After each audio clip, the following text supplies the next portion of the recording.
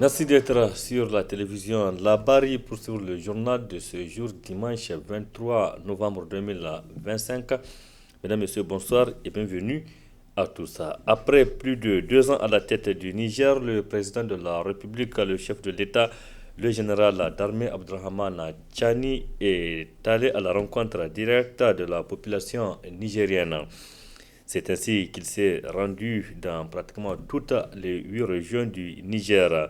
Tout au long de son périple, le général Tchani a échangé directement avec les populations des localités visitées, mais aussi avec les éléments des forces de défense et de sécurité sur la vie de la nation dans ce contexte de la refondation.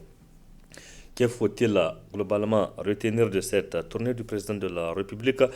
L'acteur de la société civile nigérienne, Ibrahim Namewa, dans cet extrait, avant de le retrouver plus en détail en partie magazine.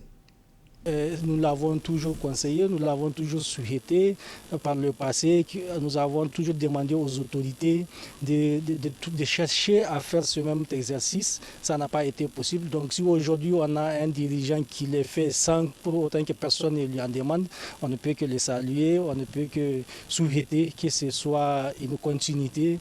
Et nous souhaitons que toutes les préoccupations qu'il a pu découvrir, qu'il a pu entendre, qu'il y ait la possibilité d'apporter des solutions dans la mesure du possible. Nous sommes dans un contexte de guerre que tout le monde connaissait et donc il était important pour le chef de l'État, dans le cadre de ces périples, de visiter aussi les FDS, histoire de leur faire des rapports de commandement, les galvaniser, elles aussi leur donner la vraie information par rapport au travail qu'elles sont en train d'effectuer, parce que tout le monde le sait, les FDS mènent un travail éminemment important dans notre pays. Une guerre nous a été imposée à laquelle on ne s'était pas préparé, mais grâce au professionnalisme, au dévouement et au sacrifice de nos forces de défense et de sécurité, le pays fait face dignement et efficacement à cette guerre. Et à la lueur où voient les choses, avec ce que nous constatons aujourd'hui, nous osons espérer que dans peu de temps, cette histoire de terrorisme va finir, nos FDS vont finir par juguler ces phénomènes-là et ramener la calmie dans notre espace. Et donc c'est une très bonne chose que le président de la République, le général d'armée Abdrahman Tchani, chef suprême des armées surtout, c'est une très bonne chose qu'il se déplace pour aller rencontrer ces hommes et ces femmes qui sont en train de se sacrifier pour notre pays, pour que la paix revienne, pour que les populations vivent tranquillement. Rendez-vous à la fin de ce journal pour suivre plus en détail Ibrahim Namewa sur la visite de proximité effectuée par le président de la République sur l'ensemble du territoire national. Dans le contexte de l'élection du chef du village de Goudel, de voix commence à se faire entendre. Il s'agit là des habitants de Goudel-Gorou qui disent être écartés en tant que lecteurs sur la liste des votants. Ces habitants demandent d'ailleurs réparation auprès des autorités compétentes. Ils l'ont fait savoir cet après-midi à travers une déclaration lue par Al-Mustafa Al-Zouma. Il est le porte-parole de ces habitants. L'ensemble des chefs de famille de Goudel-Gorou qui, toujours, ont été recensés et régulièrement exercé leur droit de vote à Goudel ne figurent pas sur la liste. 2. Concernant les autres quartiers de Goudel, il ressort des irrégularités sur la dite liste quant au nombre recensé en 2013 et détenteurs des cartes de famille présentement et qui ne trouvent pas leur nom sur la dite liste. Suite aux irrégularités citées si haut, nous avons transmis une requête à monsieur le gouverneur de la ville de Niamey en ampliation l'intérim du chef de village de Goudel, la commune 1, la présidence et le cabinet du Premier ministre. En réponse à notre requête, le gouverneur de la ville de Niamey a fait cas de l'arrêté 549 MISPD AR DG APGI 4 du 23 août 2012 fixant les modalités de déroulement d'élections donc des chefs de traditionnelle qui stipule en son article 9, je cite, « Le collège électoral devant élire un chef traditionnel est composé de l'ensemble des chefs de famille de sexe masculin comme féminin, des communautés coutumières considérées régulièrement recensées avant la vacance de poste pour les villageois, les tribus et les quartiers administratifs. » Fin de citation. Cet article, nous ne l'avons jamais contesté. On n'a jamais contesté cet article. Par contre, notre démarche rentre dans le même cadre. Dans le même ordre d'idées, à savoir prendre en compte tout simplement ces pères de famille détenteurs de leur carte de famille après le recensement de 2013 afin de jouir convenablement de leur droit de vote. Le vote étant un droit pour chaque citoyen, lui permettant d'exprimer souverainement son choix, nous demandons humblement, respectueusement, aux plus hautes autorités compétentes, à leur tête, le père de la nation, garant des droits et des libertés fondamentales de chaque citoyen, garant de l'équité et de l'unité nationale, son Excellence le général des armées, Abdourahmane Tiani. D'instruire qui de droit de chercher les archives et un servi pour le recensement de 2013 d'abord. 2. Permettre à tout détenteur de carte de famille de voter en présence des différents chefs de quartier qui auront pour mission d'attester la validité de ces cartes. Cette situation engendre déjà des protestations, ce qu'on ne souhaite pas, dans le village, pouvant donner lieu même à un litige devant les juridictions compétentes. Nous prions Allah, le Tout-Puissant, le Clément, le Miséricordieux, d'unir davantage le peuple du Niger en général et la population de Goudel en particulier. C'était là donc la déclaration des habitants du village de Gourou, de Goudel-Gourou, donc qui se disent être écartés du processus électoral en tant qu'électeurs. Pendant ce temps, à Difa, le nouveau chef de canton de Komadougou est connu. Il s'agit de Hassan Mamadou Abba Kari, élu ce dimanche, même avec 48 voix sur les 65 votants. L'élection s'est déroulée sous l'œil du gouverneur de la région de Difa, donc le général Ibrahim Bagadoma, qui a officiellement proclamé les résultats. Le nouveau chef de canton de Komadougou, Hassan Mamadou Abba Kari, succède ainsi au regretté Kazan Mamadou Abba Kari, donc son père, décédé le 15 décembre 2024 à la suite d'un accident de la circulation sur la route de Difa. Paix à son âme et bonne chance au nouveau chef de canton de Difa élu ce dimanche.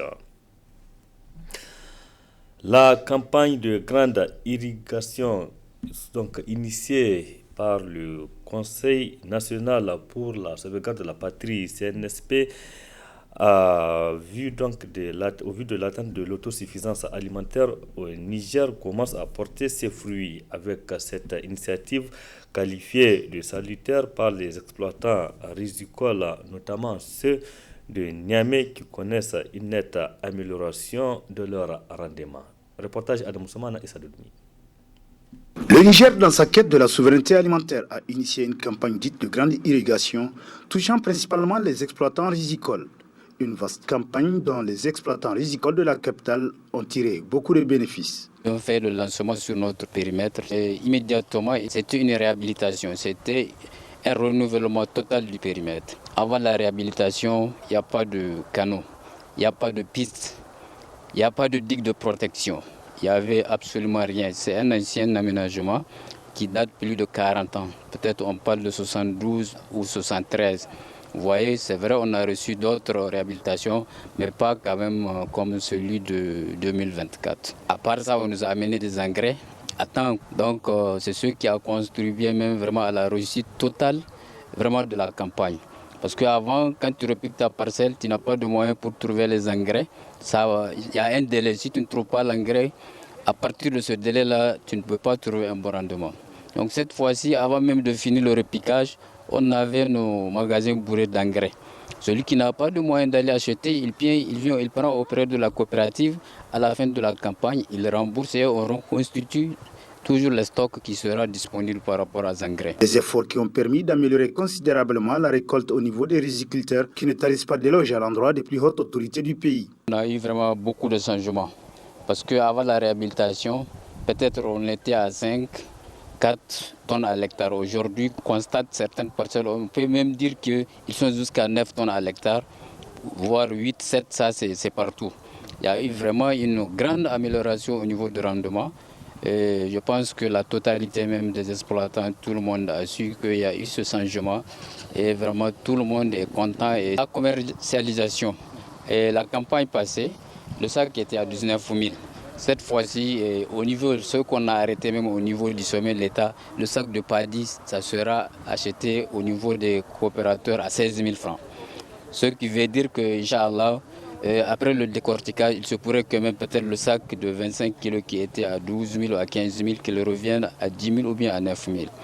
Et Inch'Allah, surtout avec le cassage ou bien le subventionnement des coûts d'engrais, vraiment les agriculteurs aussi peuvent supporter, quand bien même on a rabaissé le prix avec la disponibilité des engrais à temps, je pense que tout le monde pourra s'en sortir. Ainsi, sans risque de se tromper, l'on peut affirmer que la campagne de grande irrigation initiée par le CNSP a commencé à porter ses fruits au profit aussi bien des riziculteurs que des consommateurs pour une souveraineté alimentaire du pays. La galerie Tawaïdo de l'artiste Jazz Chris a abrité hier soir au rythme de la musique nigérienne en hommage au feu Abdoulaye Halidou Megizo, connu sous le nom de John Sofa Kolei de Dosso. Une soirée donc dédiée à l'artiste rappelé à Dieu le 13 octobre 2025 pour commémorer la quarantaine de sa disparition. Retrouvons Adam Ousmana cette fois-ci sur les images de Nasser Seydou.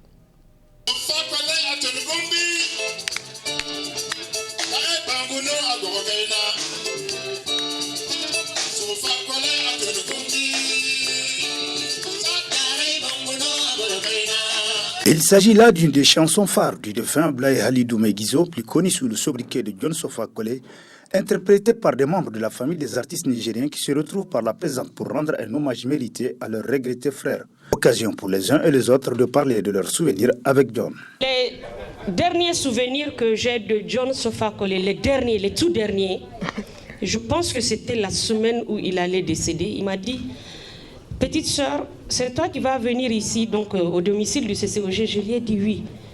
Il dit: malheureusement, il n'a jamais eu le temps. Il n'aura jamais le temps. Il m'a toujours appelé petite sœur. Et je me rappelle quand on avait fait Soldats des femmes en 2016, John m'a appelé. Il m'a dit: tu sais qui c'est? Je dis non. Il m'a dit: c'est ton grand frère John. Il m'a dit: petite sœur, tu viens de faire un chef-d'œuvre. Tu ne vas jamais chanter quelque chose de plus beau que ça. Moi, je l'ai connu depuis 2001, quand j'étais au bureau nigérien de droit d'auteur, étant au CFPM. Et comme l'a dit Aïcha, moi, je pense l'avoir vu 4 ou 5 jours avant son décès. Il était au centre parce que le CFPM, c'est un peu le rond-point de tous les artistes. Et j'ai rentré dans mon bureau, il m'a soulevé la main et je lui ai dit que je sors. Qu'il attende, je vais sortir, malheureusement. Je regrette, en tout cas, je ne l'ai pas laissé rentrer dans mon bureau. Je lui ai dit que j'arrive et je ne suis jamais arrivé. Et on ne s'est jamais revu.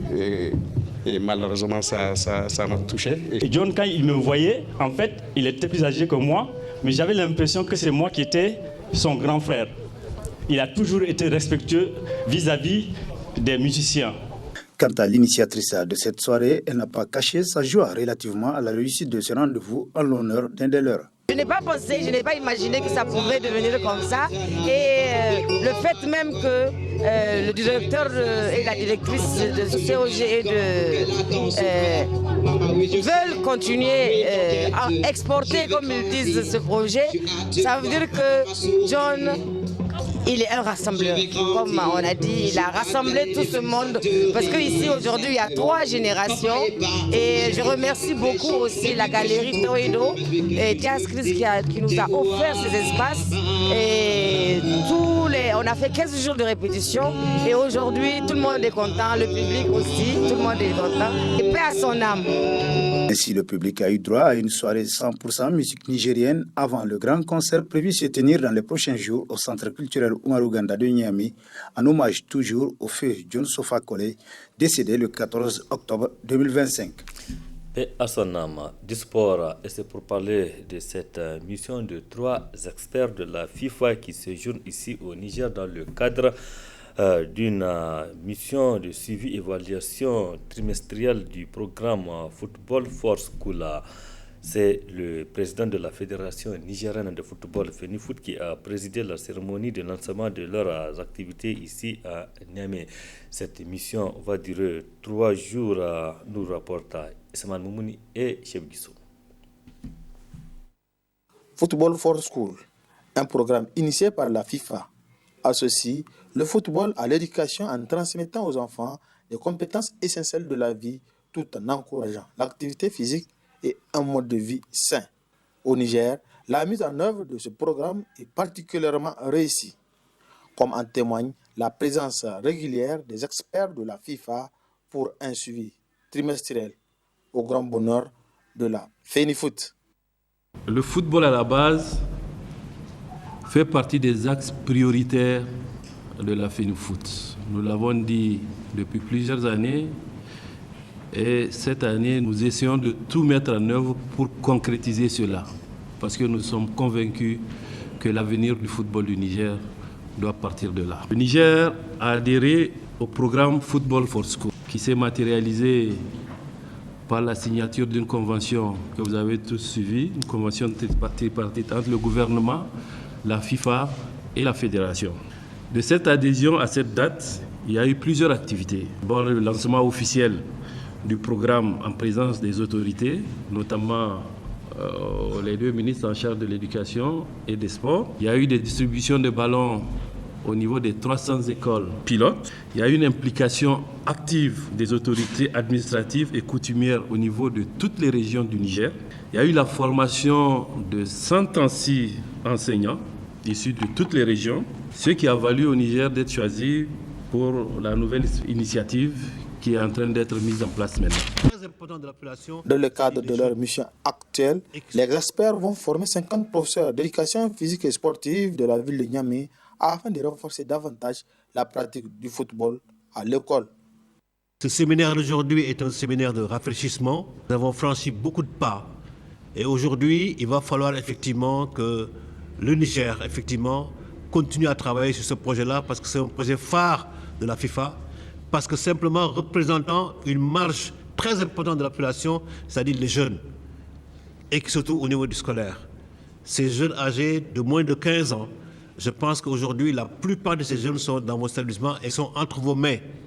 Et aujourd'hui, il est important pour vous et pour ces jeunes de bénéficier effectivement de ce projet-là. Et je voudrais également remercier la Fédération nigérienne, Monsieur le Président, de votre engagement et surtout de l'abnégation que vous avez effectivement autour de ce projet. Et si la FIFA a bien fait de vous retenir, c'est parce qu'effectivement c'est la volonté affichée par vous-même. La FIFA ne ménagera aucun effort pour vous accompagner, pour que le Niger effectivement retrouve effectivement tous ces pays aujourd'hui qui sont bien investis dans le football. En plus de cette formation, plusieurs activités sont inscrites au programme de cette mission de 3 jours, notamment des visites de terrain, y compris en dehors de la capitale. Une manière de démontrer que le Niger est un modèle de réussite du programme Football for School. Merci Ismaël Moumouni et du courage pour cette initiative. Le président de la République, le chef de l'État, le général d'armée Abdourahmane Tchani, a, comme vous le savez, et nous le disions en début de ce journal, effectué une tournée de proximité à l'intérieur du pays. Pendant près de 2 semaines, le général Tchani a échangé avec les populations de toutes les régions visitées et les éléments de forces de défense et de sécurité sur la vie de la nation. Il a saisi donc l'occasion aussi pour visiter certaines réalisations et visiter certaines aussi sites de cultures irriguées. Une tournée qui a suscité cette analyse de l'acteur de la société civile nigérienne Ibrahima Namewa, que je vous propose de suivre. C'est la partie magazine de cette édition. Très bonne réception. On l'avait vu, comme vous l'avez annoncé, de Terra jusqu'à Asamaka. Donc il a fait un peu ce qu'annonçait notre hymne national des rives du Niger aux confins du Ténéré. C'est une très bonne chose, c'est une très bonne initiative dans la mesure où si le chef de l'État a la possibilité de descendre sur le terrain, comme on l'a dit, d'aller lui-même voir des visus, s'inquérir de la vraie situation du pays, toucher du doigt les vraies préoccupations des populations nigériennes afin de revenir chercher les voies et moyens pour leur apporter des solutions. Je crois qu'il n'y a pas meilleur exercice de gouvernance que celui-ci. Donc c'est une initiative à saluer parce que c'est quand même éminemment important. Si vous voulez, c'est même du jamais vu. Les Nigériens n'ont pas assisté à ce genre de périple où en même temps un chef de l'État fait le tour du Niger et à chaque étape, il s'arrête pour échanger avec les populations, les écouter, écouter leurs cris de cœur, leurs préoccupations et certainement, éventuellement, les tenir informés de la situation du pays et partager avec eux les informations importantes par rapport au contexte dans lequel nous sommes, parce que comme vous le savez, nous sommes dans un contexte de guerre, il faut le dire.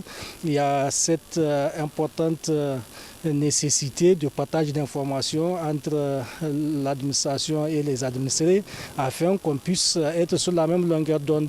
Et je crois que c'est à cet exercice que le président de la République s'était adonné depuis à travers ce périple-là. À chaque étape, il a essayé de partager ces informations et de parler aussi au peuple nigérien des perspectives qui sont là, qui s'offrent à notre pays. Et donc, nous, en tant qu'acteurs de la société civile, nous ne pouvons que saluer de telles initiatives parce que nous l'avons toujours conseillé, nous l'avons toujours souhaité par le passé, nous avons toujours demandé aux autorités de chercher à faire ce même exercice. Ça n'a pas été possible. Donc si aujourd'hui on a un dirigeant qui le fait sans pour autant que personne ne lui en demande, on ne peut que le saluer, on ne peut que souhaiter que ce soit une continuité et nous souhaitons que toutes les préoccupations qu'il a pu découvrir, qu'il a pu entendre, qu'il y ait la possibilité d'apporter des solutions dans la mesure du possible.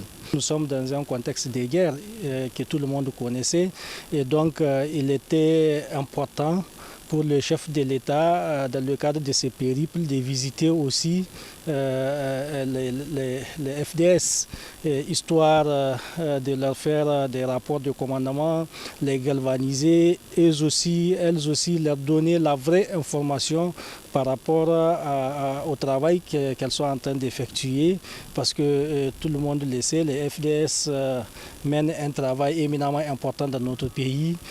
Une guerre nous a été imposée à laquelle on ne s'était pas préparé, mais grâce au professionnalisme, au dévouement et au sacrifice de nos forces de défense et de sécurité, le pays fait face dignement et efficacement à cette guerre. Et à la lueur où voient les choses, avec ce que nous constatons aujourd'hui, nous osons espérer que dans peu de temps, cette histoire de terrorisme va finir, nos FDS vont finir par juguler ces phénomènes-là et ramener la calmie dans notre espace. Et donc c'est une très bonne chose que le président de la République, le général d'armée Abdourahmane Tiani, chef suprême des armées surtout, c'est une très bonne chose qu'il se déplace pour aller rencontrer ces hommes et ces femmes qui sont en train de se sacrifier pour notre pays, pour que la paix revienne, pour que les populations vivent tranquillement. Donc il n'y a pas meilleure façon d'échanger entre le président et les FDS que cette belle façon. Il est parti, on l'a vu en train d'échanger avec eux, c'est vraiment éminemment important et donc c'est aussi un acte que nous saluons à sa juste valeur et nous osons espérer que ça va porter des fruits parce que nous osons espérer que le message que le président a passé à chaque étape dans ces casernes-là, nous aurons espéré que ça soit entendu et que les FDS vont travailler avec ça. Au regard de la ferveur, de la mobilisation que l'accueil du président de la République à Niamey a suscité, vous l'avez bien vu à toutes les étapes au niveau de chaque village, chef-lieu des régions, souvent même hameau où le président passe. C'est vraiment avec enthousiasme, avec engouement que les populations sortaient pour l'accueillir. Et tout ceci a été couronné par un accueil triomphal à son retour à Niamey que vous avez eu le temps effectivement de suivre et de couvrir même. Et tout ceci explique si besoin est de l'adhésion populaire de la population nigérienne, du peuple nigérien au processus de refondation désormais en cours dans notre pays. Les idéaux de la refondation, si par le passé n'étaient pas bien comprises par bon nombre de nos populations, après 2 ans de mise en œuvre, je crois que la population nigérienne, à travers cette sortie-là, a donné quand même une réponse en disant qu'ils ont bien compris les idéaux de la refondation et qu'ils s'y attachent. Parce que c'est ce que ça veut dire. Le peuple nigérien a exprimé et confirmé son adhésion aux idéaux de la refondation pilotée par le CNSP avec à sa tête le président de la République, chef de l'État. Donc c'est vraiment un test grandeur nature. C'est vraiment une belle façon de permettre à la population de s'exprimer par rapport à ce processus. Et vous avez vu, tel qu'on a vu la population était sortie, pour montrer que désormais dans notre pays, le peuple, les autorités et les FDS font corps, évoluent ensemble et apprécient ce qui est en train de se passer. Je crois que désormais, on est en droit de dire que le peuple nigérien est totalement acquis aux idéaux de la refondation et au changement du paradigme sociopolitique dans notre pays. Ce déplacement a permis effectivement d'apporter des réponses à quelques actes de désinformation, un certain nombre de narratifs qui étaient distillés ça et là avec des relais souvent qui sont malheureusement nos concitoyens allant dans le sens de faire de l'intoxication du peuple, de distiller des fake news. Tout ceci, je crois qu'après ces périples du président de la République où il a eu le temps quand même d'apporter des vraies informations, de donner des réponses à des questions des Nigériens, je crois que tout ceci va finir désormais parce que ce que le président de la République vient de faire, c'est vraiment une très grande production en termes de communication. Il ne reste plus maintenant pour tous ceux qui sont en charge de la communication dans notre pays de savoir utiliser tout ce que le président a eu à dire, de l'exploiter, de faire des éditions, de faire de bien exploiter ça afin que désormais ça soit remis à relief et que ça puisse servir de réponses adéquates tant au niveau national qu'au niveau international. Parce que nous sommes dans un contexte, si vous voulez, d'un contexte mouvementé, comme je le disais tantôt.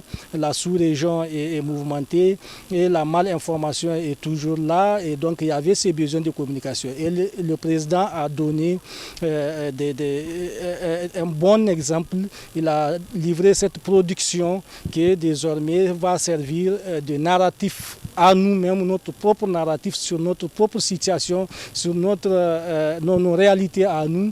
Maintenant, les uns et les autres doivent travailler à les vendre, à faire en sorte que sur le plan international, notre propre réalité puisse être connue en réponse à ce qu'on veut faire passer notre situation à l'international. Il y en a des gens qui travaillaient à peindre le tableau noir de la situation sociopolitique du Niger et du Sahel. Désormais, avec ce que le président de la République vient de faire, je crois qu'une bonne réponse vient d'être donnée. Il ne reste plus qu'à savoir comment l'utiliser, comment la travailler pour qu'elle puisse apporter des solutions et des résultats attendus. Le message que nous avons à lancer, c'est de dire à la population nigérienne et à qui veut l'entendre que désormais nous avons dans notre pays des dirigeants qu'il nous faut. Ce pays, le peuple nigérien vient de loin. Nous avons connu beaucoup de travers, beaucoup de péripéties, beaucoup de situations difficiles de notre pays, surtout sur le plan socio-politique. Mais je crois que après ces 2 ans d'exercice du pouvoir par le CNSP, on est en droit de dire que nous sommes enfin sur la bonne voie. Donc s'il y a un message à donner, c'est de dire à la population nigérienne de travailler à s'approprier ce qui est en train de se passer dans notre pays, de s'approprier ces changements du paradigme sociopolitique que le CNSP est en train de piloter. C'est éminemment important. Personne ne va venir d'ailleurs pour arranger notre situation, pour construire notre pays. C'est à nous de le faire. Si à un moment donné on s'est trompé et que maintenant on pense qu'on a trouvé des dirigeants capables d'apporter des solutions, il n'y a aucune raison qui peut amener les uns et les autres à tergiverser. Donc il faut bannir toutes les petites querelles, les petits détails là, il faut les oublier. Allons-y à l'essentiel.